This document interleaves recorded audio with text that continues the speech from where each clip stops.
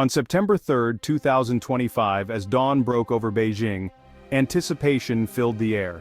The city awoke to a day that would be etched into history, a day meticulously planned to display the nation's might and unity. Beijing's Tiananmen Square, a place steeped in history and symbolism, transformed into a grand stage for China's global ambitions. The vast expanse was meticulously arranged, every detail reflecting the country's desire to project confidence and power to the world. Thousands of synchronized soldiers, their movements perfectly timed, marched in unison. Advanced tanks, missile launchers, and cutting-edge military hardware rolled past, each piece a testament to China's technological progress and military modernization. The spectacle was not just about numbers, but about precision, discipline, and the message of unity.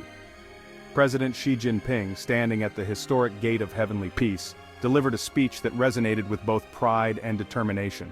He spoke of a new era for China, one where the nation would chart its own course, no longer subject to foreign dictates or external pressures. His words echoed across the square, reinforcing the idea of a rejuvenated, self-reliant China. The parade was a clear message to the world. China is strong, organized, and prepared to assume a new, more assertive role on the global stage. The roar of military jets overhead and the sea of waving flags underscored the country's unity and resolve. For the Chinese people, the event was more than a display of military power.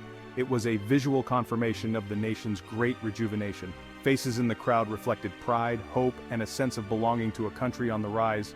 For the world, it was a stark reminder of China's growing influence and ambition. The symbolism of Tiananmen Square was unmistakable.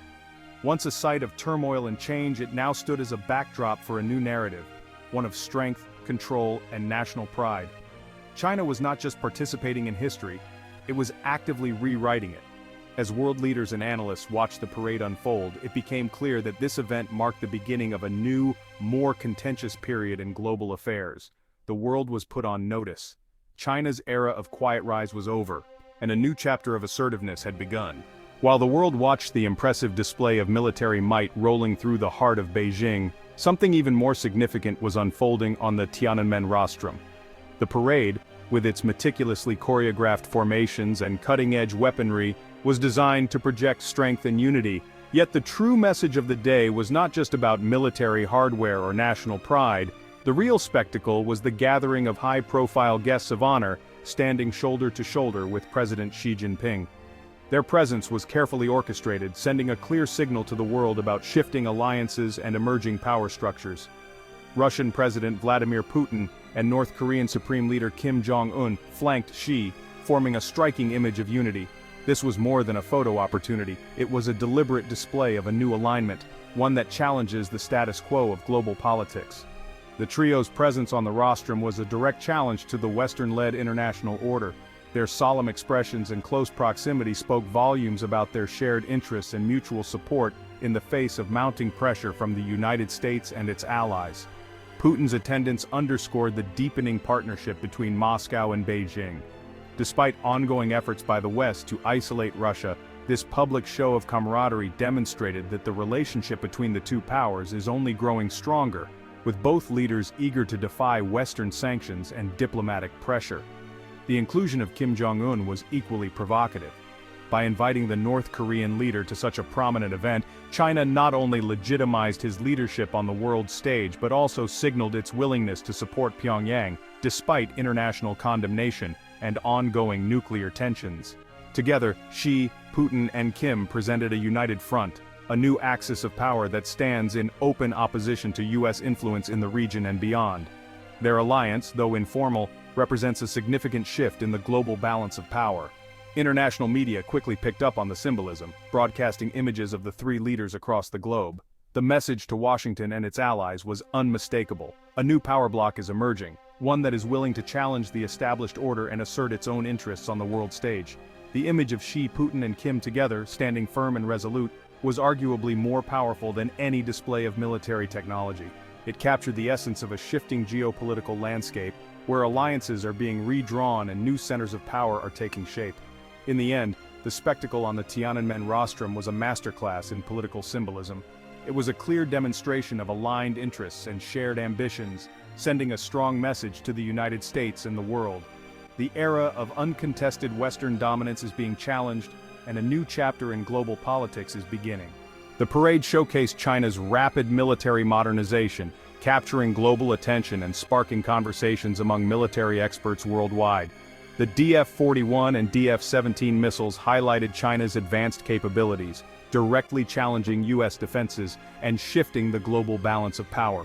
Swarms of operational drones demonstrated China's focus on asymmetric warfare, emphasizing innovation and adaptability in modern conflict. The parade hinted at progress in directed energy weapons, signaling a leap into futuristic military technology and new forms of deterrence. China's arsenal is now a comprehensive ecosystem of modern, networked weaponry, integrating advanced systems for maximum effectiveness. The display was a statement of China's technological prowess and military readiness, leaving a lasting impression on observers. The PLA is now a high-tech force capable of challenging any military globally, with cutting-edge command and control infrastructure. This reality is forcing a rapid reassessment in Washington as policymakers grapple with the implications of China's rise. The parade unveiled a new geopolitical axis challenging the US-led order. The China-Russia-North Korea alignment is reshaping global politics, creating a new center of gravity. The Sino-Russian partnership is a strategic entente, coordinating moves against Western forces. North Korea acts as a strategic disruptor, supported by China and Russia. This axis represents a contiguous landmass with vast resources and military power. Its members are creating alternative international institutions, challenging Western dominance. The parade declared this axis's existence and ambition for a new global governance model. It prioritizes state sovereignty over individual rights, offering an alternative to the West. The axis is a strategic reality, not just a political statement. The U.S. reaction to the parade was immediate and in many ways emblematic of President Trump's distinctive style. Known for his directness and willingness to break with diplomatic norms, Trump wasted no time in making his views known to the world. Turning to his favored platform, Truth Social, Trump unleashed a scathing critique, labeling the event a parade of thugs. His post was blunt, filled with the kind of charged language that had become his trademark, and it quickly went viral, drawing both praise and condemnation.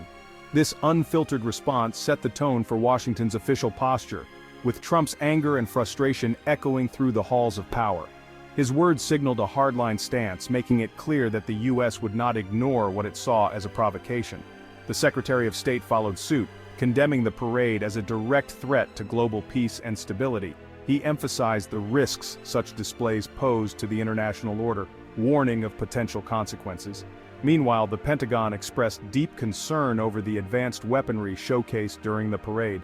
Military officials highlighted the technological advancements on display, suggesting they could shift the balance of power and spark a new arms race.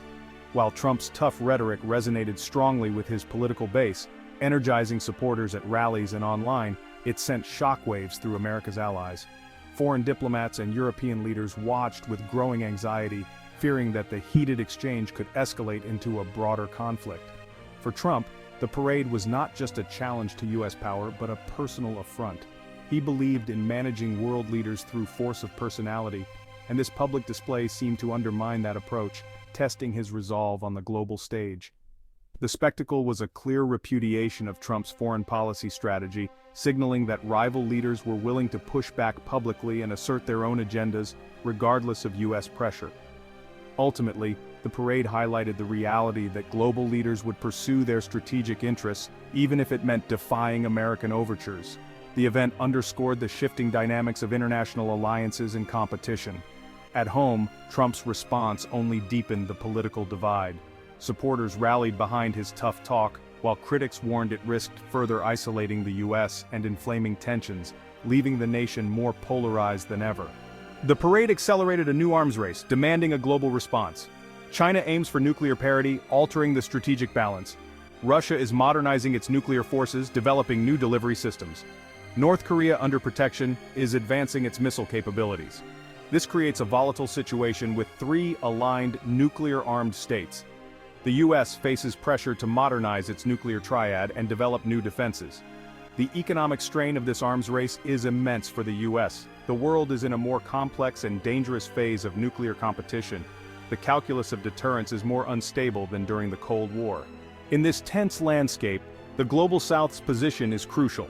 Iran aligns with the new axis, extending its influence into the Middle East. India, a swing state, faces a complex position between the US and the Axis. Indonesia has an opportunity to champion a different path as a mediator. Its foreign policy of being independent and active is more relevant than ever. Indonesia can act as a bridge between competing blocs, advocating for dialogue. It should remain a non-aligned power, maintaining relations with both Washington and Beijing. Indonesia's role as a mediator is invaluable in a divided world. Its commitment to building bridges, not walls, is crucial for global stability.